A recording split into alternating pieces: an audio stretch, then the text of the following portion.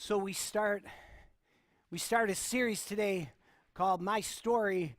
And what story is God writing in your life now? I want you to keep that in the back of your mind. What story is God writing in your life now? And so as we come on this Mother's Day, I want to get us thinking. I'm just warning, although I'm going to show you an advertisement, I'm not advertising anything. In fact, to show you how little advertisements like this work, it's actually a Progressive commercial, but when I tried to find it, I put in Geico but it came up anyways, and I was able to find it. So to launch us on this Mother's Day journey, I give you this commercial. The change in Rich when we moved into the new house, but having his parents over was enlightening. You don't like my lasagna? No, it's good.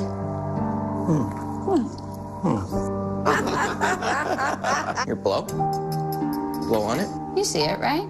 Is there a draft in here? I'm telling you, it's so easy to get home insurance on Progressive.com. Progressive can't save you from becoming your parents, but we can save you money when you bundle home and auto. All right. So do you really want to start your Mother's Day message with, can't save you from becoming your parents? I do want to start with that, and stick with me for a minute, and we will.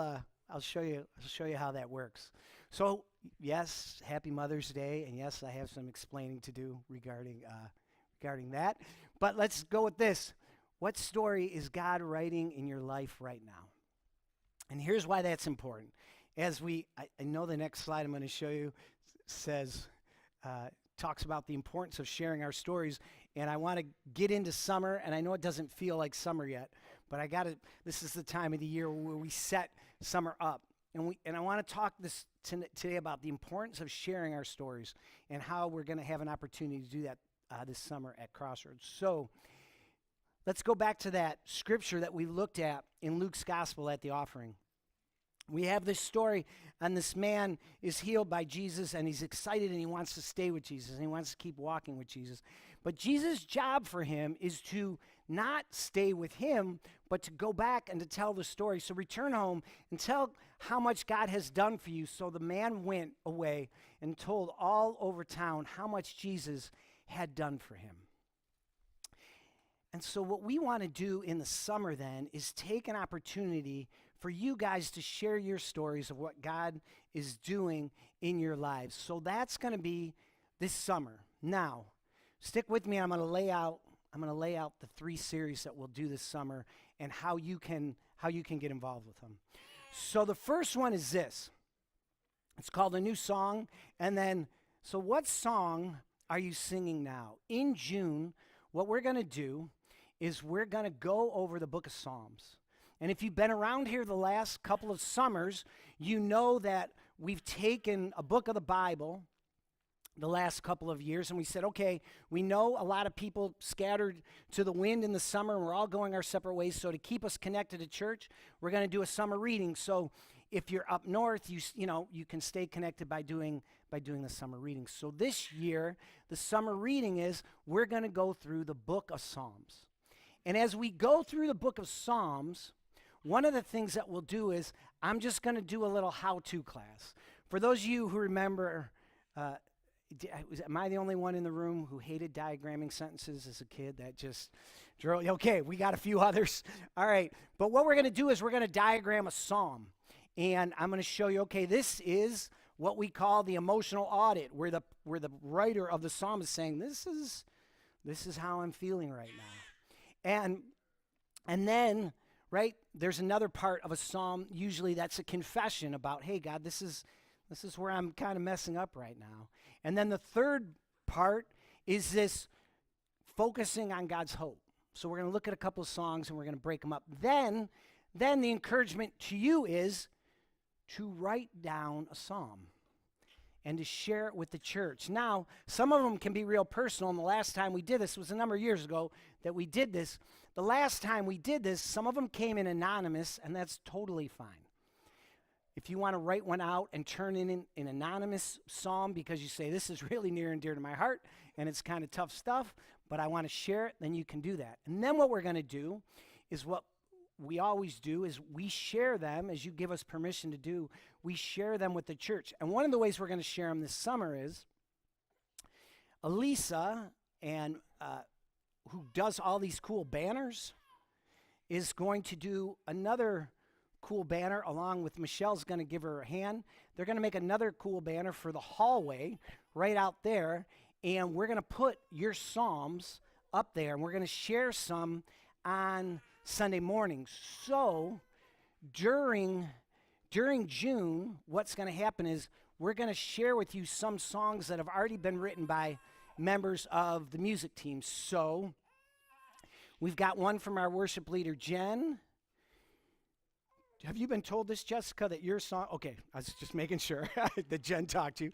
We're going to share one from Jessica that she's written, and then Matt, another one of our worship leaders, a song that he's written. That'll be on another one of those. That'll be on another one of those days. So the encouragement in June is for you to write a psalm about what God is doing in your life right now, and then you bring that to the church.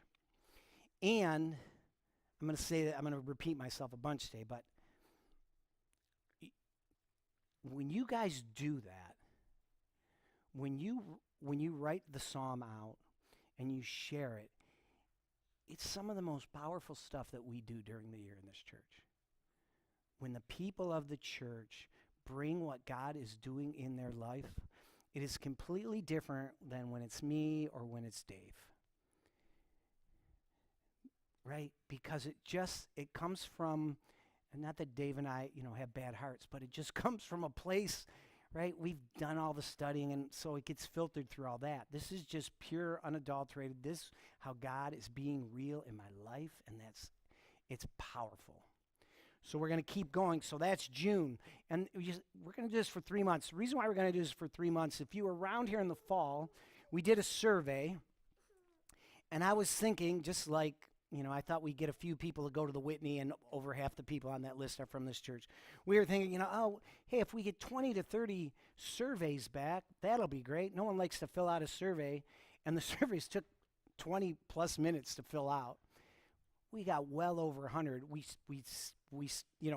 cut off the link after a while, but because you guys just always come through. One of the things you said in there was, in your surveys, we love to hear the stories from the people of the church. So now, I'm going to lay this all out.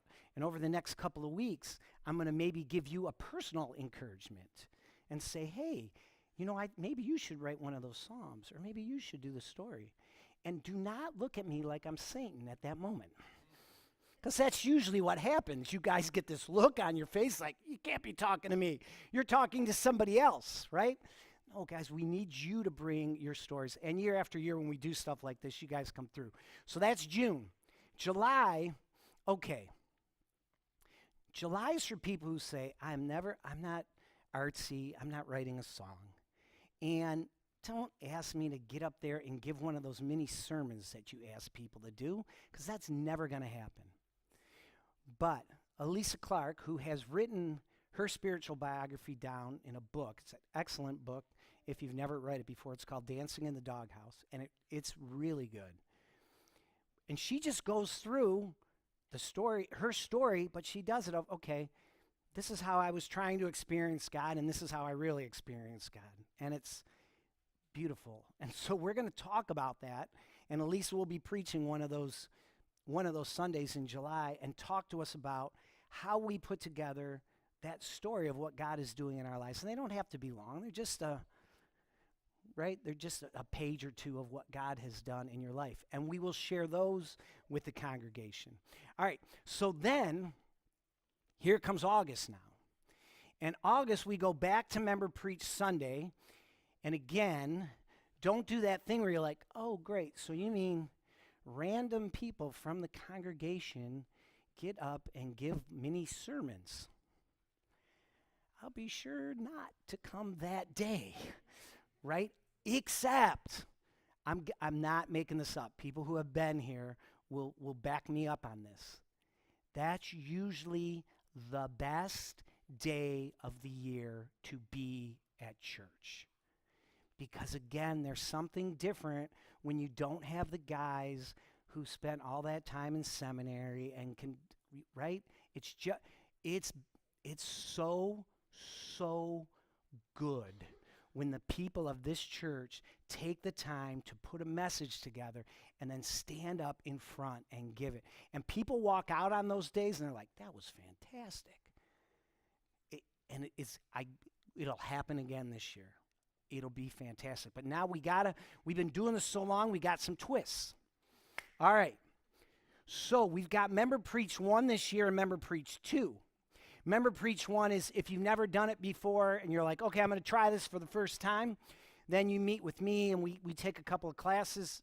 I tell you how to put a 5 to 7 minute sermon together. You come back with your 10 to 12 minute sermon, and we let you give it on Sunday morning. All right?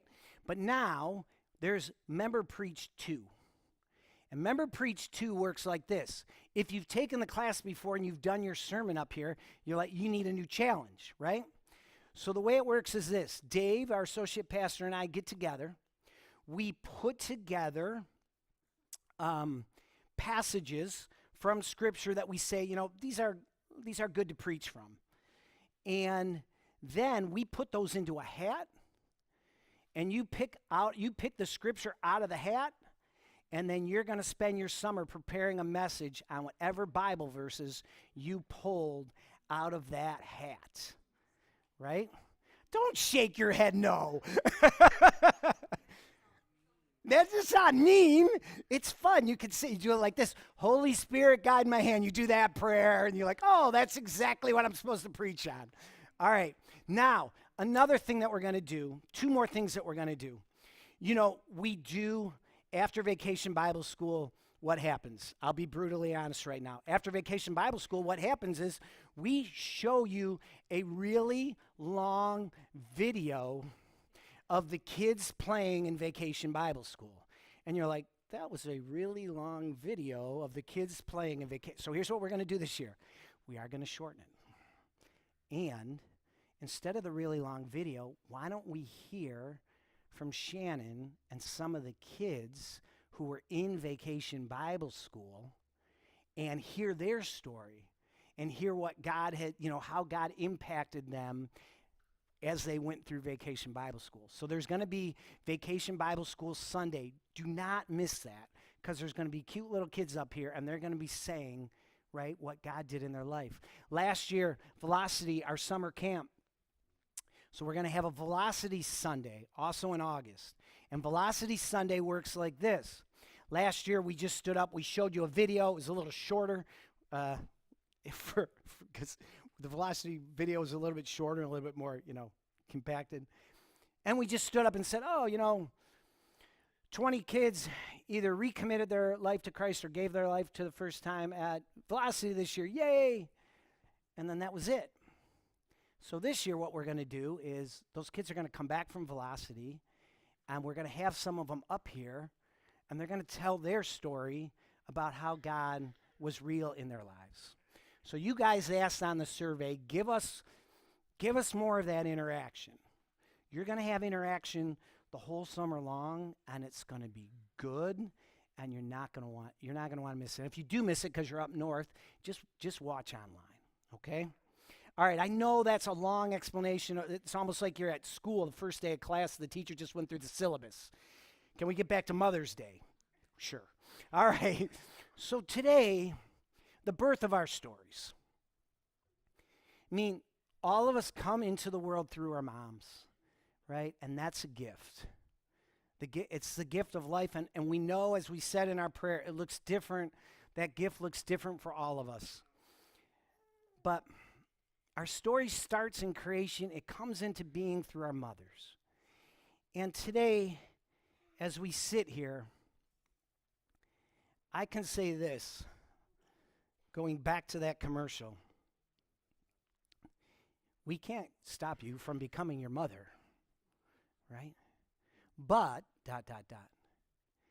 the biggest compliment you could pay me on this earth is that I became like my mother. Because my mother is an incredible human being. And some of the things that you guys compliment me for, I learned from my mother. And I have just like a smidge of what she has. So sometimes you guys will say to me, oh, you know, in a crisis situation, you always seem to be so calm. You always seem to just be, you know, okay. Compared to my mom, I got nothing. So I've got a lot of stories of my mother having to calmly redirect my life. You know, I joke about it, right? But I really was a little, you know, hyperactive ADD boy, 12 years of Catholic school. You know how well that goes together, right?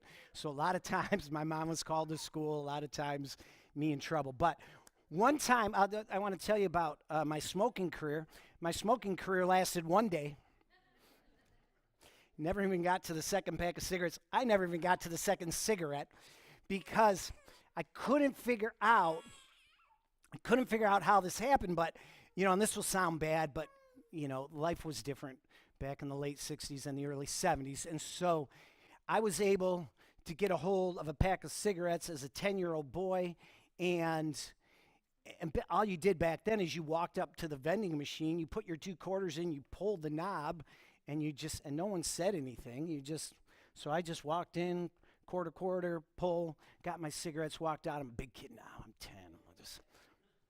I'm going to have a smoke. So I go where all 10-year-olds go to have their first smoke, behind the garage, all right?